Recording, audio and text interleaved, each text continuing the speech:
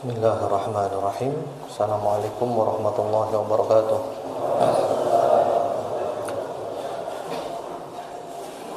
Innal hamdalillah nahmaduhu wa nasta'inuhu wa nastaghfiruh wa na'udzu billahi min shururi anfusina wa min sayyiati a'malina. Man yahdihillahu fala mudilla lahu wa man yudlil fala hadiya lahu. Wa asyhadu an la ilaha illallah wahdahu la syarika lah wa asyhadu anna Muhammadan 'abduhu wa rasuluh sallallahu alaihi wa ala alihi wa sallama tasliman katsira amma ba'd. Allahumma inna nas'aluka ilman nafi'a wa na'udzubika min ilmin la yanfa'. Ma'asyiral muslimin, ikhwan wa akhwat fillah rahimakumullah. Hari ini adalah hari Rabu tanggal 4 Dzulhijjah 1434 Hijriah yang bertepatan dengan tanggal 9 Oktober 2013. Biasanya kita mengkaji Hisnul Muslim, tapi untuk malam hari ini kita masih melanjutkan yang lalu, yaitu pembahasan tentang malaikat. Kita masih berada di zikir pagi dan sore. Allahumma inni asbahtu ushidu wa ushidu hamalata arsyik dan seterusnya, yang mana kemudian kita bahas tentang malaikat. Yang lalu iman tentang malaikat alhamdulillah sudah tuntas. Kemudian ada yang bertanya, apakah malaikat mengetahui isi hati kita? Dan sempat saya jawab, malaikat tahu, karena Allah subhanahu wa ta'ala yang menjadikan malaikat itu tahu. Kemudian saya janji akan mencari lagi penjelasan-penjelasan para ulama tentang hal ini. Dan alhamdulillah penjelasan para ulama tentang hal ini sangat jelas, yang mana para ulama rahmatullahi alaihim ajma'in ketika menjelaskan malaikat mengetahui isi hati orang, mereka membawakan dalil yang disebutkan di dalam riwayat Al-Imam Al-Bukhari dan Imam Muslim rahmatullahi alaihima melalui jalan sahabat Ibnu Abbas radhiyallahu ta'ala anhuma dari Nabi Muhammad sallallahu alaihi wasallam dari Allah Subhanahu wa taala, hadits qudsi, yang mana hadits ini juga disebutkan di dalam kitab Al-Arba'un An-Nawawiyah, kitab Arba'in Nawawi, yaitu hadits yang nomor ke-37. Kitab Arba'in Nawawi itu wajib dimiliki oleh setiap muslim, yaitu berisi hadis-hadis tentang inti ajaran Islam, 42 hadis. Kaum muslimin seluruh dunia dari ujung barat sampai ujung timur semuanya, di sekolah Islam manapun sangat dianjurkan untuk menghafalkan hadis Arba'in Nawawi. Ya, 42 hadis tentang inti ajaran Islam. Sangat penting sekali. Karena pentingnya para ulama mensyarah berbagai macam syarah.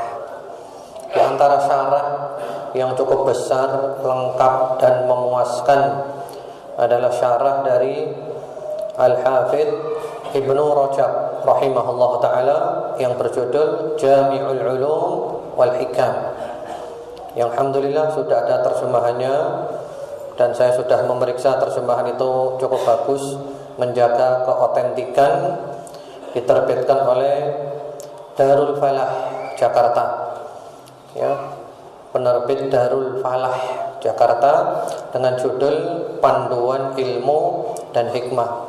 Cukup tebal ya, itu perlu dimiliki, perlu dimasukkan ke dalam perpustakaan kita. Di rumah kita itu harus ada perpustakaan. Ya, para ulama mengatakan rumah tanpa perpustakaan ibarat jasad tanpa ruh. Jadi perpustakaan itu penting. Kitab-kitab yang perlu dimiliki diantaranya ini, memuaskan, Nah, antum kalau punya kitab itu silahkan nanti dicari hadis yang nomor ke 37. Yang mana syarahnya Ibnu Rajab itu ditambahi oleh Ibnu Rajab, ditambahi 8 hadis sehingga lengkap menjadi 50 hadis tentang inti ajaran Islam, dan juga syarah-syarah yang lainnya, banyak syarahnya ya, banyak sekali. Termasuk Syekhuna Fadilatul Syekh Muhammad bin Shalih Al-Utsaimin juga ada syarahnya dan juga ada terjemahannya. Hadis ini berbunyi, Innallaha katabal hasanati was-sayyi'at. Sesungguhnya Allah Subhanahu wa taala telah menetapkan kebaikan-kebaikan dan keburukan-keburukan. Tsumma bayyana dzalik. Kemudian Allah Subhanahu wa taala menjelaskan hal itu. Ya, mana yang baik dan mana yang buruk. Semuanya sudah diterangkan di dalam Al-Qur'an dan sunnah Rasulullah Muhammad sallallahu alaihi wasallam. Faman hamma bihasanatin falam ya'malha katabaha Allahu lahu 'indahu hasanah kamilah. Barang siapa yang mempunyai keinginan kebaikan. Jadi ham itu merupakan keinginan, niat, obsesi, ya, punya niat baik. Baru niat saja, dia belum mengerjakannya, baru niat, maka Allah menuliskan untuknya di sisi Allah satu kebaikan yang sempurna. Subhanallah ya. Ini kemurahan Allah Subhanahu wa taala. Baru niat baik dicatat di sisi Allah satu kebaikan yang sempurna. Kemudian fa in huwa hamma biha fa'amilaha katabaha Allahu lahu 'indahu 'ashra hasanat ila 700 dha'fin ila ad'afin katsirah. Kalau dia mengerjakannya, niat kebaikan tadi benar-benar dikerjakan, direalisasikan, maka Allah menulisnya untuk dia di sisi Allah 10 kebaikan sampai 700 kali lipat, sampai kelipatan yang sangat banyak. Allahu Akbar. Ini kemurahan Allah Subhanahu wa taala. Niat baik, satu kebaikan yang sempurna. Dikerjakan 10 sampai 700 sampai kelipatan tidak terhingga. Kebalikannya, wa man hamma bisayyi'atin falam ya'malha katabaha Allahu lahu 'indahu hasanah kamilah. Barang siapa yang punya keinginan keburukan, keinginan berbuat jahat, dan dia tidak jadi mengerjakannya, keinginan berbuat jahat, ya, tidak dikerjakan karena dia mungkin takut kepada Allah Subhanahu wa taala, niat jahat dibatalkan, tidak dikerjakan, maka dicatat untuk dia di sisi Allah satu kebaikan yang sempurna. Niat jahat, ya, tidak dikerjakan, dia batalkan karena Allah Subhanahu wa taala, maka Allah mencatat untuk dia di sisi Allah satu kebaikan yang sempurna. Fa in huwa hamma biha fa'amilaha katabaha Allahu lahu sayyi'ah wahidah. Kalau niat buruknya tadi itu benar-benar dikerjakan, maka Allah mencatat untuk dia satu keburukan. Allahu Akbar. Jadi kalau dikerjakan, niat buruknya dapat satu keburukan. Dan itu pun kalau dia segera istighfar, minta ampun kepada Allah, menyesal, taubat, diampuni oleh Allah, hilang. Ini adalah kemurahan Allah Subhanahu wa taala. Al-Hafidz Ibnu Hajar rahimahullahu taala di dalam kitabnya Fathul Bari jilid 11 halaman 325. Fathul Bari ini merupakan syarah daripada kitab Sahih Al-Bukhari, yang mana Al-Hafidz Ibnu Hajar rahimahullahu taala menulis kitab Fathul Bari ini beserta muqaddimahnya Al-Hadiyus Sari kurang lebih sekitar 25 tahun. Kurang lebih sekitar 25 tahun. Dan sekarang di depan kita kitabnya sekitar 15 jilid. Luar biasa kitab ini. Fathul Bari, syarah Sahih Bukhari, yang mana syarahnya sangat luas dan memuaskan. Sehingga para ulama mengatakan ini bukan syarah Bukhari saja ini, tapi ini syarah Kutubut Tis'ah. Ini syarah 9 kitab hadits. Masya Allah. Yang mana pada sekitar abad ke-12 Hijriah ada imam namanya Muhammad bin Ali Asy-Syaukani, Imam Syaukani yang terkenal ilmunya ya. Beliau diminta untuk mensyarah Sahih Bukhari. Mohon kiranya Tuan Guru bersedia mensyarah Sahih Bukhari. Nah, beliau mengatakan sebelum mensyarah saya akan periksa dulu syarah-syarah yang ada. Jadi enggak serta-merta menulis syarahnya, dilihat sudah ada apa enggak. Kalau sudah ada mencukupi, buat apa nulis lagi? Nulis yang lainnya aja. Karena mereka tujuannya bukan bisnis, tujuannya adalah menutupi kekurangan yang dibutuhkan oleh umat. Akhirnya Al-Imam Asy-Syaukani rahimahullahu taala membaca Fathul Bari miliknya Ibnu Hajar Al-Asqalani. Ya. Dibaca Fathul Bari ini. Setelah selesai membaca Fathul Bari, Imam Syaukani bilang apa? La hijrata ba'dal fath. Ini sabdanya Nabi. Sabdanya Nabi setelah penaklukan kota Mekah. Nabi mengatakan tidak ada lagi hijrah ke Madinah setelah penaklukan kota Mekah. Tapi yang dimaksud oleh Imam Syaukani lain. Yang dimaksud beliau tidak ada hijrah setelah Fathul Bari. Artinya dengan adanya Fathul Bari ini sudah cukup syarahnya, mau disyarah apa lagi? Sudah dihabiskan oleh Al-Hafidz Ibnu Hajar. Akhirnya beliau memutuskan menulis kitab-kitab yang lain, diantaranya kitab Nailul Autar, yaitu syarah hadis-hadis tentang hukum yang juga luar biasa. Nailul Autar itu kalau kita baca lautan ilmu. Sebenarnya ada juga Fathul Bari syarah Sahih Bukhari miliknya Ibnu Rajab. Cuman naskahnya belum lengkap. Jadi beliau mensyarah belum lengkap, itu juga luar biasa. Sekarang sudah keluar beberapa jilid. Kalau seandainya beliau nulis sampai lengkap, Masya Allah. Nah, di dalam Fathul Bari itu beliau mengomentari hadis ini, wa fihi dalilun ala anna al-malaka yattali'u ala ma fi qalbil adami imma bittila'illahi iyya aw bi an yakhluqa lahu ilman yudriku bihi dzalik. Hadis ini adalah dalil bahwasanya malaikat mengetahui isi hati manusia. Mungkin dengan cara Allah memberitahu malaikat, atau dengan cara Allah menciptakan untuk malaikat itu ilmu, sehingga malaikat tahu isi hati manusia. Lalu beliau bawakan riwayat-riwayat. Wa yu'ayyidul awwal, yang menguatkan pendapat pertama, yaitu pendapat pertama tadi, Allah yang memberitahu malaikat tentang isi hati manusia. Ma akhrajahu Ibnu Abi Dunya an Abi Imran Al-Juni qala yunadal malak uktub li fulan kadza wa kadza fayaqulu ya Rabb innahu lam ya'malhu fayaqul innahu nawahu. Itu diriwayatkan oleh Ibnu Abi Dunya dari Abu Imran Al-Juni. Beliau mengatakan malaikat itu oleh Allah diseru, tulislah untuk si fulan ini dan itu.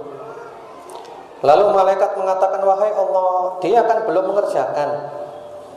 Lalu Allah menjawab, tapi dia sudah niat. Jadi diberitahu oleh Allah Subhanahu wa taala. Kemudian wakilah, ada juga yang berpendapat, bal yajidu al-malaku lil hammi bis sayyiati raihatan khabithah wa bil hasanati raihatan thayyibah. Wa akhraja dzalika at-Tabari an Abi Ma'syar al-Madani wa jaa'a mithluhu 'an Sufyan bin Uyainah. Ada juga yang berpendapat bahkan malaikat itu mendapatkan, ketika ada orang berniat buruk, malaikat mendapatkan bau busuk. Jadi kalau kita punya niat buruk, itu malaikat cium bau busuk. Nah, berarti ada niat buruk ini di hatinya ini. Tapi kalau dia punya niat baik, maka malaikat mencium bau wangi. Jadi begitu kita punya niat jelek, malaikat mencium bau busuk. Begitu kita niat baik, malaikat mencium bau wangi. Ini dikeluarkan oleh At-Tabari dari Abu Ma'syar Al-Madani. Kemudian juga ada riwayat seperti dari Sufyan bin Uyainah rahimahumullah ta'ala ajma'in. Kemudian juga Syekhul Islam Ibnu Taimiyah rahimahullah ta'ala di dalam Majmu' Fatawa jilid 4 halaman 253 juga berpendapat seperti itu. Jadi intinya malaikat itu oleh Allah dijadikan mengetahui isi hatinya manusia. Jadi malaikat tahu isi hati kita. Jangankan malaikat, setan aja tahu isi hati kita. Jangankan malaikat, masa malaikat kalah sama setan? Coba antum baca surat An-Nas. Qul a'udzu birabbin nas, malikin nas, ilahin nas, min syarril waswasil khannas, alladzi yuwaswisu fi sudurin nas minal jinnati wan nas. Ya. Setan membisikkan dalam hati manusia. Yang mana kalau manusia itu berzikir kepada Allah, ingat Allah, setannya pergi. Kalau manusia lalai, setannya mendekat lagi. Lah berarti setan kan tahu kan isi hatinya kan? Setan tahu orang ini sedang ingat Allah atau lalai. Jadi kalau kita ingat Allah, setannya lari. Kalau kita lalai, maka setan menguasai hati kita. Bahkan juga disebutkan di dalam hadis, zikir itu ibaratnya adalah benteng. Kita dikejar oleh setan, ketika kita berzikir, kita berada di dalam benteng yang kokoh, setan nggak bisa menembusnya. Nah, kemudian juga ada hadis sahih yang berbunyi inna syaitan yajri min ibni adam majrad dam. Sesungguhnya setan itu yang mengalir di tubuh manusia seperti aliran darah. Jadi istilahnya kalau setan aja tahu isi hati kita, apalagi malaikat. Ya, itu jawabannya. Wallahu a'lam. Kemudian selanjutnya, sebelum kita meneruskan Hisnul Muslim ya, nah sekarang ini menjelang Idul Adha, ada baiknya kalau kita bahas tentang kurban. Hikmah disyariatkannya kurban. Hikmahnya, faedahnya, fadilahnya. Tadi pagi saya jelaskan panjang lebar di radio. Kalau antum berkenan, silahkan didengarkan siaran ulangnya besok ba'da subuh. Ya, insya Allah bermanfaat. Hikmah daripada kurban, sekaligus juga hadits-hadits yang tidak sahih yang sering dibawakan oleh orang-orang tentang kurban. Tentang fadilah kurban itu tidak ada satupun hadits yang sahih. Saya jelaskan tadi panjang lebar ya. Kalau antum berkenan silakan didengarkan besok pagi rekamannya. Insyaallah lengkap dengan hujah, dengan argumentasi, dengan dasar. Karena kita sering dengar kurban itu nanti menjadi kendaraannya dia di sirat, enggak sahih. Atau nanti juga dia dapat ganjaran dari tiap-tiap bulunya, darahnya, dan yang enggak ada yang sahih semuanya. Namun bukan berarti tidak ada fadilahnya. Bukan berarti tidak ada fadilahnya. Kurban adalah hewan ternak yang disembelih pada hari raya Idul Adha dan hari-hari tasyrik untuk mendekatkan diri kepada Allah Subhanahu wa taala, dan ini adalah merupakan ibadah yang disyariatkan oleh Allah Subhanahu wa taala menurut Al-Qur'an, As-Sunnah dan ijma', kesepakatan konsensus kaum muslimin semuanya. Dan kurban ini merupakan di antara syiar Islam yang sangat agung, termasuk mendekatkan diri kepada Allah dan ketaatan yang paling mulia. dan termasuk syiar yang menunjukkan keikhlasan seseorang dalam beribadah kepada Allah Subhanahu wa taala. Dia mengerjakan perintah Allah dan dia meninggalkan larangan Allah Subhanahu wa taala. Semua itu ada di dalam kurban. Allah mensyariatkan di dalam firman-Nya surat Al-Kautsar ayat 2, "Fasholli li rabbika wanhar." Salatlah untuk Rabbmu dan berkurbanlah.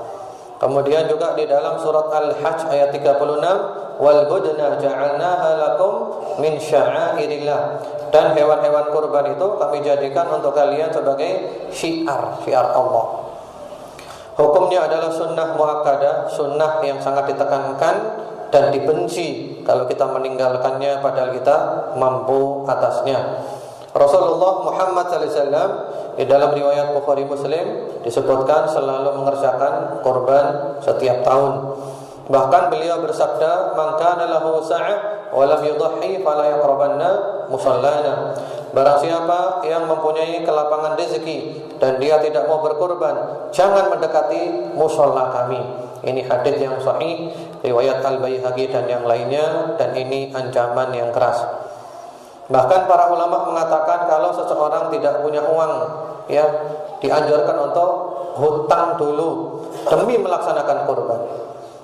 Dengan catatan dia yakin nanti dia bisa bayar hutang itu. Kalau dia tidak yakin bisa bayar hutangnya, tidak boleh hutang. Fadilatul Syekh Khalid bin Abdullah Al-Muslih hafizahullah taala mengatakan tidak banyak hadis tentang keutamaan kurban, tapi satu pun enggak ada yang sahih. Namun bukan berarti enggak ada fadilahnya. Yang pasti ini adalah merupakan syiar. Ini selalu dilakukan oleh Rasulullah sallallahu alaihi wasallam dan beliau sangat menganjurkan untuk melakukannya, mengamalkannya. Kemudian tidak ada satupun dari syariat Islam yang tidak mempunyai hikmah, karena Allah mempunyai nama Al-Hakim yang penuh dengan hikmah. Termasuk kurban ini penuh dengan hikmah. Di antara hikmah daripada kurban ini adalah at-tarbiyah 'alal 'ubudiyah, pendidikan untuk menjadi hamba Allah. Allah nyuruh kita kurban, sami'na wa ata'na, kita kurban. Kemudian di antara hikmahnya pula Islam, bahkan semua agama itu punya musim-musim panen kebaikan. Islam juga punya musim panen kebaikan. Di antaranya adalah 10 hari pertama bulan Dzulhijjah, yang mana di antara amalannya adalah kurban. Di antara amalannya adalah kurban.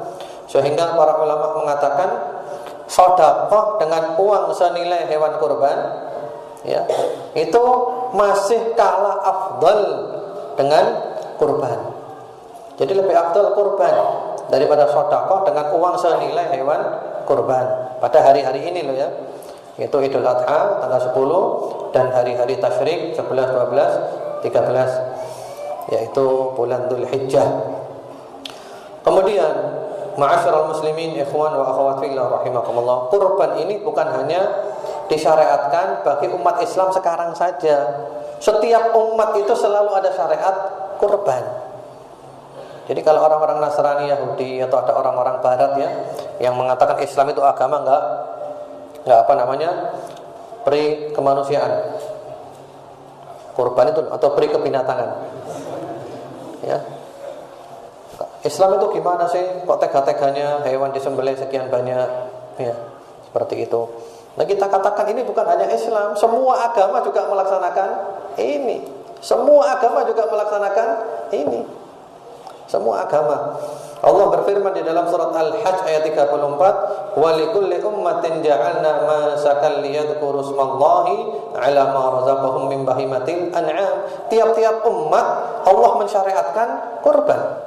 Setiap umat Allah mensyariatkan kurban, yaitu menyembelih binatang ternak, onta, sapi dan domba atau kambing, yang mana ketika disembelih itu dengan menyebut nama Allah Subhanahu wa taala. Kemudian di antara hikmah daripada kurban ini pula, ini merupakan mendekatkan diri kepada Allah, mengerjakan perintah Allah, meninggalkan larangan Allah, ya. Di antara mengerjakan perintah Allah, Allah nyuruh kita mengalirkan darah hewan kurban. kita alirkan darahnya hewan kurban. Kemudian juga karena itu dianjurkan kalau kurban itu hewannya semakin gemuk semakin afdol. Para sahabat dulu menggemukkan hewannya, kasih makan sampai gemuk ya, untuk kemudian dikurbankan. Sehingga yang afdal kurban itu hewannya gemuk, dagingnya empuk, enak ya. Penampilan kambingnya juga hewannya itu bagus, enak dipandang.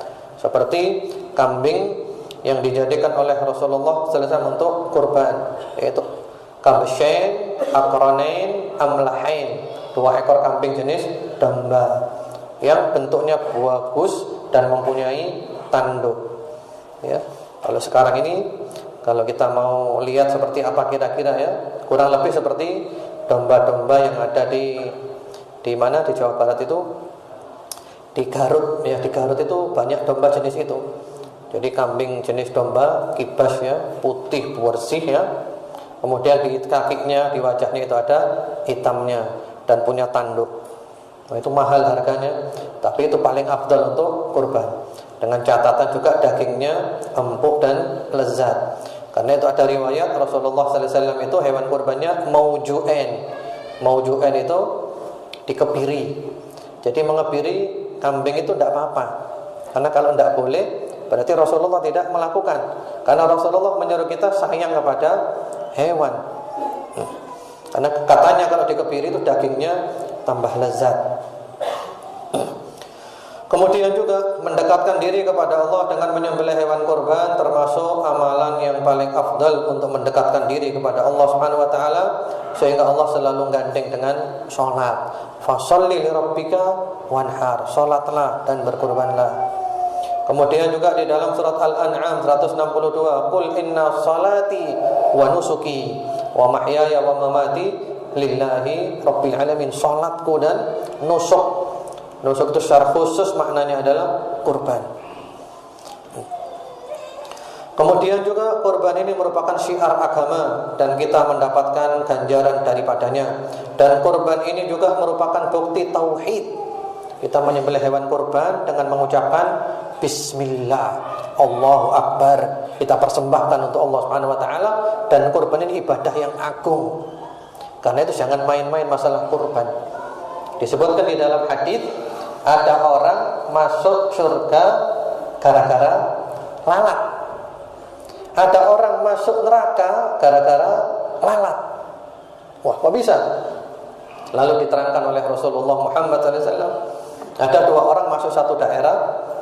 Lah penduduk daerah itu punya berhala.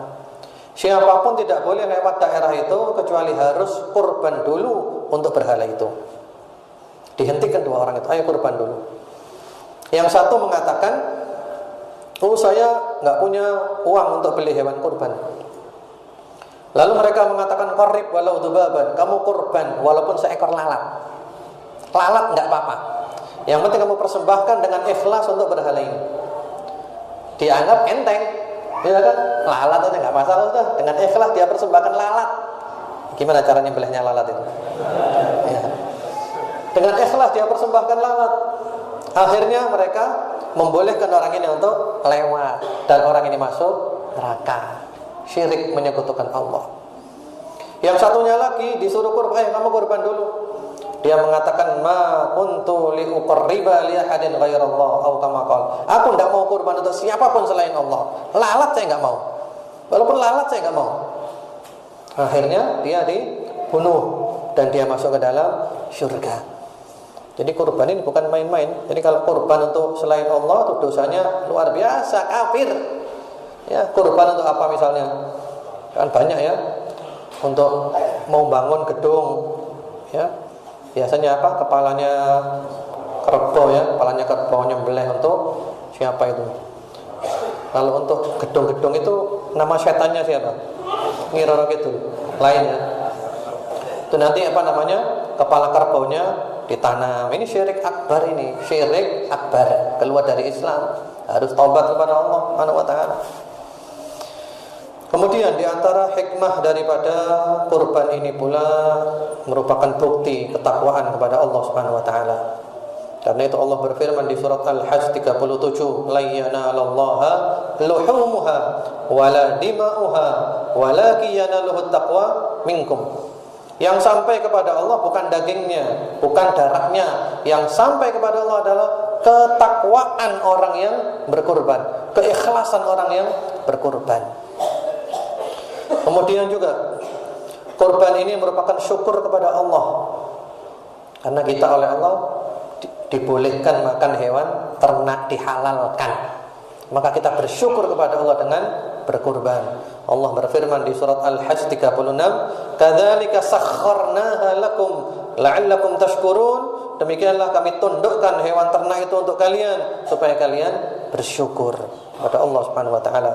Kemudian juga korban ini merupakan syukur atas nikmat Allah kepada kita, diberi kelebihan harta. Alhamdulillah ada harta lebih untuk beli hewan kurban. Syukur kepada Allah. Kemudian juga di antara hikmah daripada kurban ini memberikan makan kepada manusia, fakir, miskin, orang kaya, dia sendiri, keluarganya, semuanya makan-makan. Yang mana sebagian orang itu kadang mungkin jarang makan daging. Pada daging sangat dibutuhkan oleh badan kita. Senang semuanya makan daging. Karena itu Rasulullah Muhammad SAW bersabda, "Ayyamut tasyrik ayyamu aklin wa syurbin wa dzikrillah." Hari-hari tasyrik adalah hari-hari makan, minum dan berzikir kepada Allah Subhanahu wa taala. Allah juga berfirman di dalam surat Al-Hajj 28 dan 36, "Fakulu minha wa at'imul ba'isal faqir, fakulu minha wa at'imul qani'a wal mu'tar." Jadi dianjurkan yang kurban itu makan sebagiannya. Ini penting ma'asyiral muslimin, ikhwan wa akhwat sekalian rahimakumullah. Jadi kalau kita kurban itu, kita sunnah makan sebagian daripada hewan kurban kita. Karena ada sebagian masyarakat memahami kalau kurban tidak mau minta, sudah itu buat yang membutuhkan saja, kami sudah cukup. Oh, bukan. Ini bukan untuk yang membutuhkan saja, tapi sunnah yang kurban ikut makan. Orang miskin diberi sedekah, orang kaya juga diberi hadiah, makan semuanya. Karena itu kalau kita kurban, kita dianjurkan untuk mengambil sebagian daripada hewan kurban itu kita makan. Sunnah Rasulullah Muhammad sallallahu alaihi wasallam.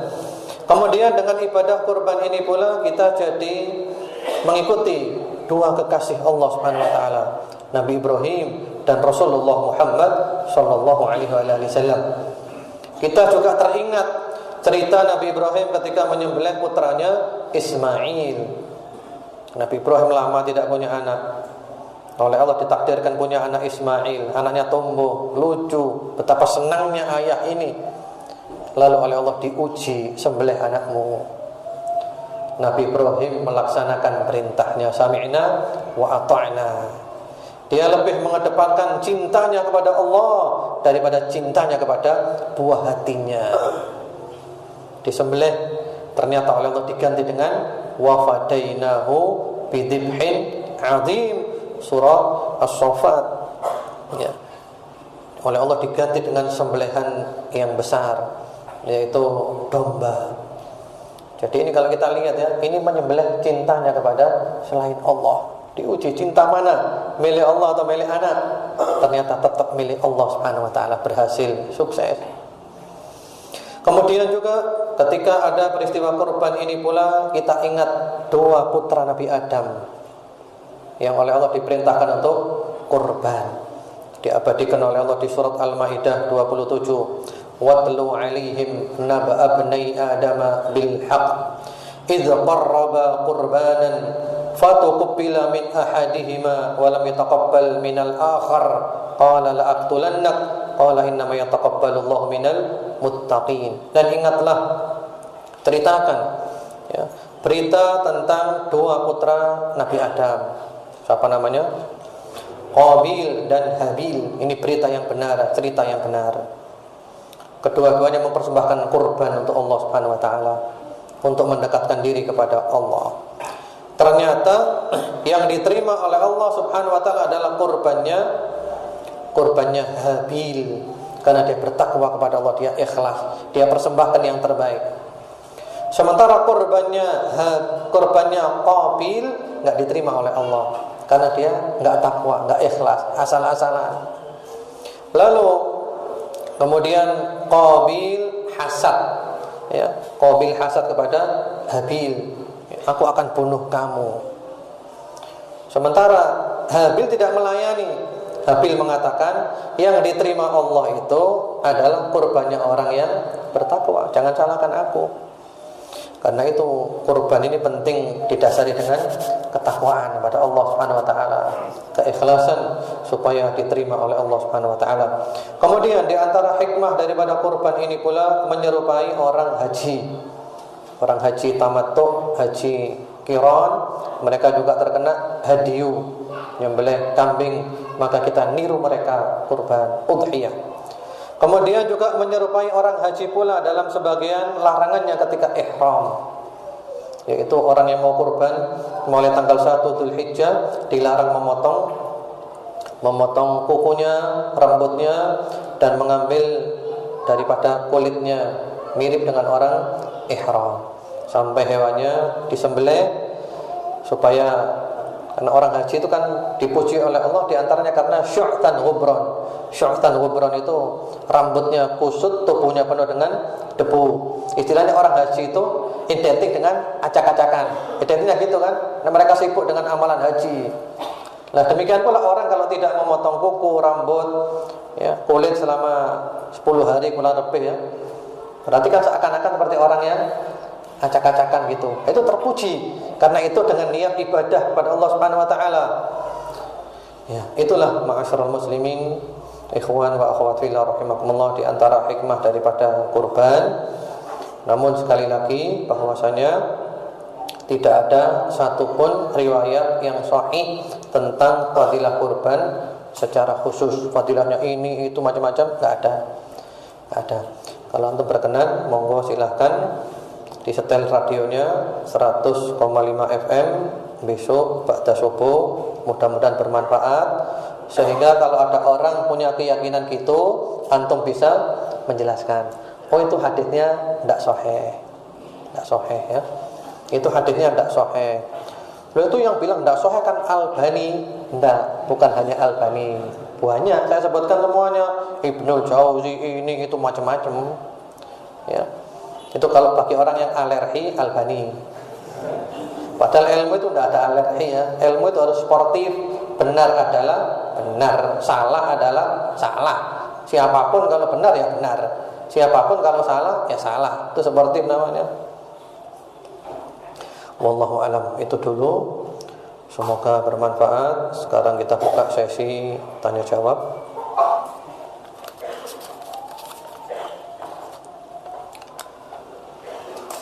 Bagaimana jika kita berniat bermaksiat tapi dibatalkan dikarenakan malu kepada manusia, apakah kita mendapat dosa dan termasuk riya? Sebenarnya hadis tadi itu ada hubungannya dengan hadis yang lain. Hadis yang lain sahih. Jadi niat jahat itu bukan semuanya enggak tercatat loh, ya. Ada niat jahat yang tercatat.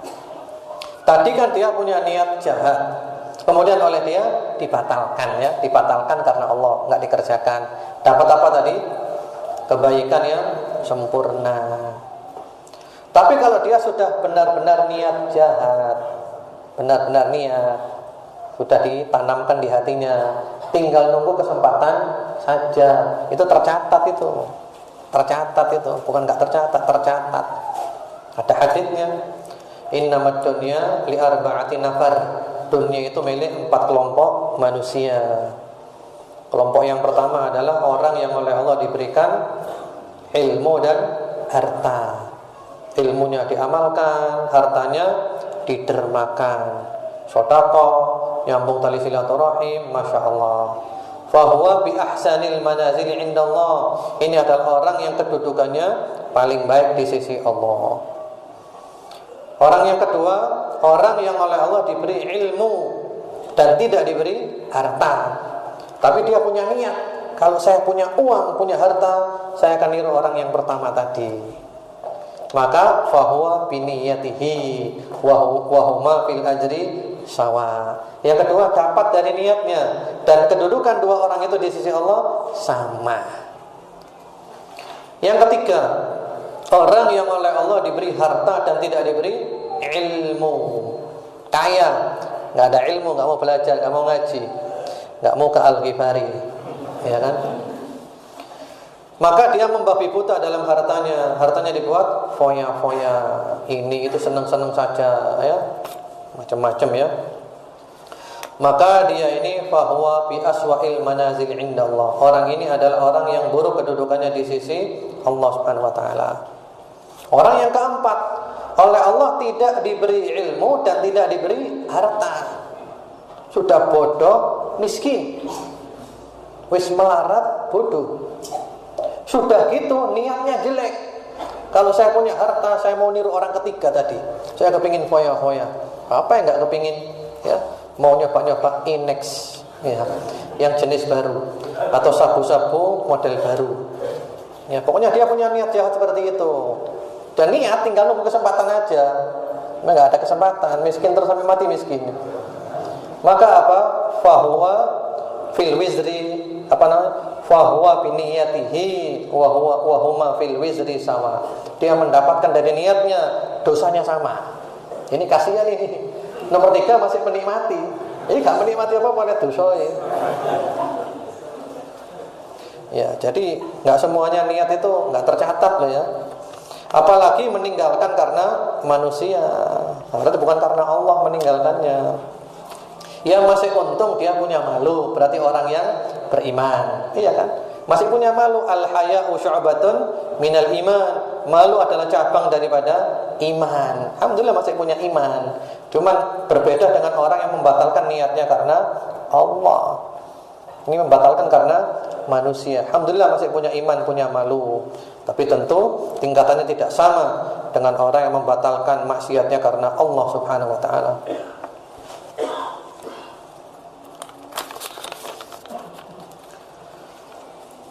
Bagaimana kalau pembagian daging kurban diprioritaskan untuk muslim, selama ini dibagi rata?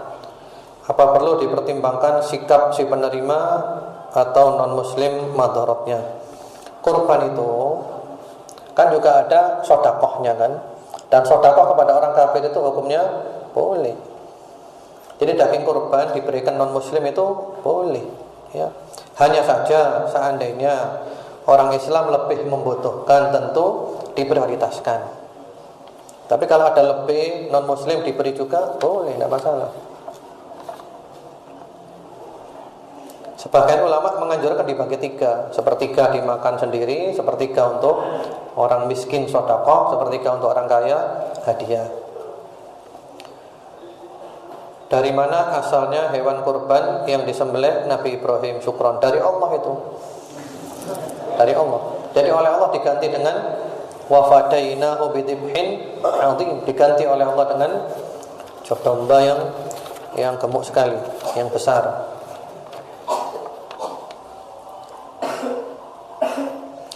Bagaimana apabila orang berkorban sapi namun masih meminta uang terhadap orang yang diberi korban? Apakah korbannya sah? Nah, ini gimana ini? Jadi dia korban minta uang. Uang apa maksudnya itu? Uang apa maksudnya? Sunnah-sunnah apa saja yang bisa dikerjakan pada 10 hari pertama bulan Dzulhijjah, hari Arafah, Idul Adha dan hari Tasyrik? Ya, kalau sunnah mulai pertama kemarin ya, tanggal 1 diantaranya adalah ya haji dan umroh. Kemudian juga diantaranya puasa, kalau bisa 9 hari itu afdal. Tidak ada khilafiyah di kalangan 4 madhab. Bahkan bukan hanya 4 madhab, madhab lain pun Ibnu Hazm Ad-Dhahiri juga mengatakan sangat disunnahkan, karena puasa termasuk amal soleh. Kemudian juga takbiran, takbir secara mutlak ya, sewaktu-waktu takbir terus. Ada lagi takbir muqayyad tanggal 9 sampai tanggal 13 tiap-tiap selesai sholat ya, takbiran. Kemudian juga ini menyembelih hewan kurban. Kemudian sholat Id. Ya pokoknya meningkatkan amal soleh. Ini hari-hari paling agung di sisi Allah. Amal soleh yang kita kerjakan di dalamnya sangat dicintai oleh Allah Subhanahu wa taala. Jadi musim kebaikan, jangan disia-siakan. Ini musim kebaikan. Jadi kita itu kalau nganggur-nganggur di rumah takbiran, Allahu Akbar, Allahu Akbar, Allahu Akbar, La ilaha illallah, Allahu Akbar, Allahu Akbar, walillahil hamd, Allahu Akbar, Allahu Akbar, La ilaha illallah, Allahu Akbar, Allahu Akbar, walillahil hamd. Takbir 2-3 kali, mungkin berhenti capek ya. Nanti sewaktu-waktu takbir lagi ya. Sehingga kita tercatat sebagai orang yang takbiran. Jalan di kendaraan, sepeda motoran, nyetir mobil, ambil takbiran 2-3 kali, mungkin berhenti. Kalau mau terus takbiran lebih bagus. Tapi kan kadang kita malas ya, terus terang aja kita ini malas tapi kepingin masuk surga. Ya kita ini. Ya itu takbiran 2-3 kali berhenti, nanti berapa waktu lagi takbiran lagi, sehingga kita tercatat sebagai orang yang takbiran. Sahabat Abu Hurairah, sahabat Ibnu Umar kalau sudah masuk Dzulhijjah ini sering ke pasar. Ke pasar hanya untuk takbiran, mengingatkan orang di pasar supaya mereka takbiran. Masya Allah. Ya. Jadi mereka tidak malu. Ke pasar bukan jual beli, takbiran. Jalan-jalan, Allahu Akbar, Allahu Akbar, Allahu Akbar, La ilaha illallah, Wallahu Akbar, Allahu Akbar, walillahil hamd. Nanti orang pasar bilang, ini orang stres ya. Kita jawab, kita punya jawaban. Jawabannya apa? Ini obatnya stres. Ini obat stres. Jadi bukan saya stres, tapi ini obatnya stres. Kan ada orang gitu kan? Ada seorang tabi'in yang dikenal dengan sebutan Abu Muslim Al-Khawlani. Abu Muslim Al-Khawlani rahimahullahu ta'ala. Beliau seorang yang saleh, dan beliau ditangkap oleh penguasa yang zalim, dibakar hidup-hidup.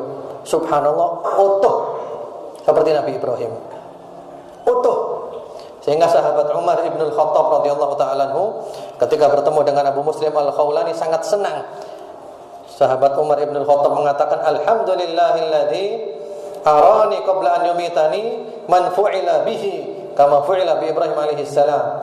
Segala puji bagi Allah yang telah mempertemukan aku sebelum mewafatkan aku dengan orang yang pernah dilakukan kepadanya sebagaimana dilakukan kepada Nabi Ibrahim. Dibakar, tidak terbakar. Masya Allah, ini karomah, keramat ya. Abu Muslim Al-Khawlani ini dzikir terus, mulutnya itu qomat kami terus ya, karena itu kan amalan yang bagus. Kan ada seorang sahabat tanya, ya Rasulullah, Islam ini syariatnya banyak, ajarkan kepadaku satu amalan yang lengkap, yang padat, yang bisa aku jadikan pegangan. Apa jawabannya Rasulullah sallallahu alaihi wasallam? La yazalu lisanuka ratban min dzikrillah. Hendaklah lidahmu selalu basah oleh zikir kepada Allah Subhanahu wa taala. Qomat kami terus zikir. Abu Muslim ini qomat kami terus zikir. Lalu ada orang bilang kepada temannya, "Amajnunun huwa?" Ini orang gila ya ini. Ini dari tadi mulutnya kok qomat kami terus, gila ini ya. Abu Muslim dengar. Kata Abu Muslim apa? Hadza dawaul junun. Ini obatnya gila ini. Ya kalau nggak gini gila, ini berarti nggak gila. Kalau nggak gini yang gila itu. Ya. Ustaz, bagaimana kalau niat berkorban tapi terlanjur motong rambut dari tanggal 1 sampai 10? Kalau terlanjur tidak apa-apa, tidak tahu. Ya, tidak tahu, tapi kalau tahu jangan. Kalau melakukan juga berarti melakukan perbuatan dosa, istighfar, minta ampun kepada Allah, tobat, dan kurbannya tetap sah. Dan motong rambut, kuku dan semisalnya itu hukumnya bagaimana? Kalau madhab Hambali mengatakan haram. Kalau madhab Syafi'i mengatakan makruh, karahata tanzih, walaysa biharam. Makruh ya, tidak sampai ke tingkatan haram. Tapi yang jelas kita sebagai orang Islam enggak mele-mele. Hukumnya apa? Makruh, oh berarti boleh. Kan kita gitu kan, makruh, oh berarti boleh. Hukumnya apa? Sunnah, berarti boleh ditinggalkan. Jadi definisinya kita rubah. Sunnah berarti boleh ditinggalkan, makruh berarti boleh dikerjakan. Ini fikihnya rusak sudah. Ini fuqaha mu'asir, ahli fikih kontemporer ini.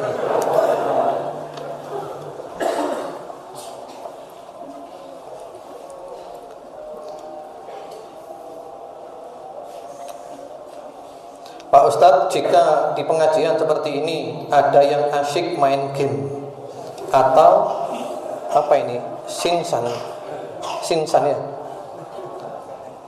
SMS-an apakah yang di sebelahnya mendapat dosa karena tidak menegurnya? Kalau ada main game dilaporkan saja. Nanti kita hukum ya, kita suruh berdiri di depan sini.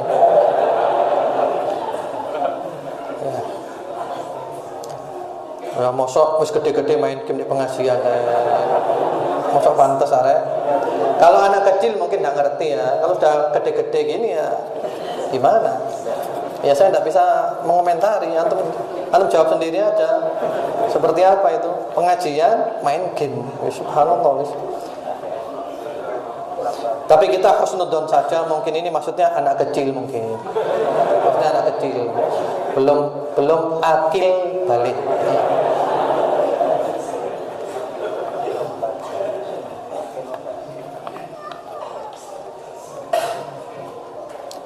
Dalam kurban jika patungan dengan banyak orang apa diperbolehkan? Lalu atas nama siapa kurbannya? Ya, patungan tidak apa-apa. Tapi kalau kambing tetap untuk 1 orang.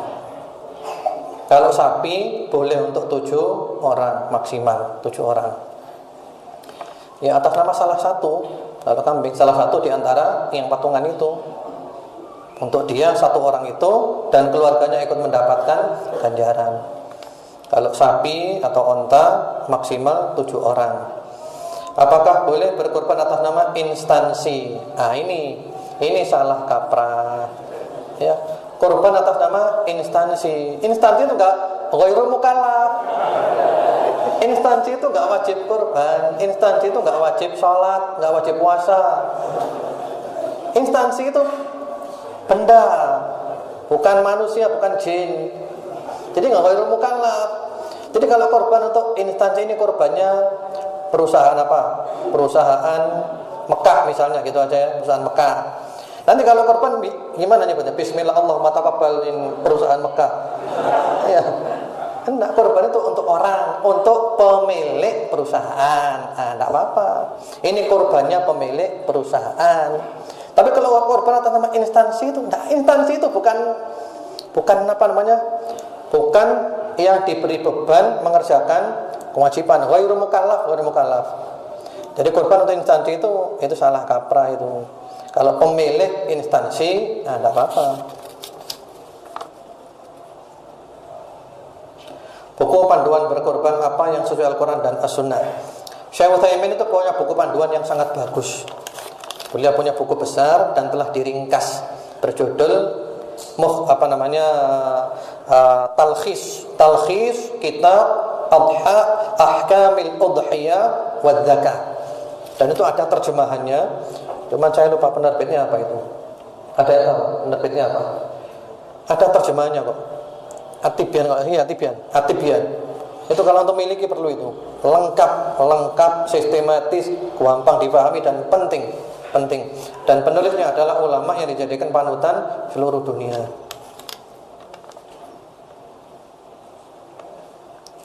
Bagaimana hukumnya daging kurban diambil, dimasak untuk makan panitia atau orang-orang yang bekerja? Jazakumullah. Yakum. Boleh, tidak apa-apa. Jadi boleh ya. Jadi panitia itu dimasakkan, ikut makan, sate, gulai, boleh. Karena kurban ini untuk semuanya. Yang kurban dapat, orang kaya dapat, orang miskin dapat. Panitia juga manusia, sama. Ada yang kaya, ada yang miskin, mereka juga berhak untuk mendapatkan, sama. Hanya saja jangan nanti kemudian panitianya itu menguasai, diprioritaskan, ngambil terbanyak, itu nggak benar kalau itu. Ya yang wajar-wajar saja. Wallahu alam, itu dulu. Semoga bermanfaat. Semoga Allah menjadikan kita istiqomah dalam Islam dan sunnah, dan menutup umur kita dengan husnul khatimah. Subhanakallahumma bihamdika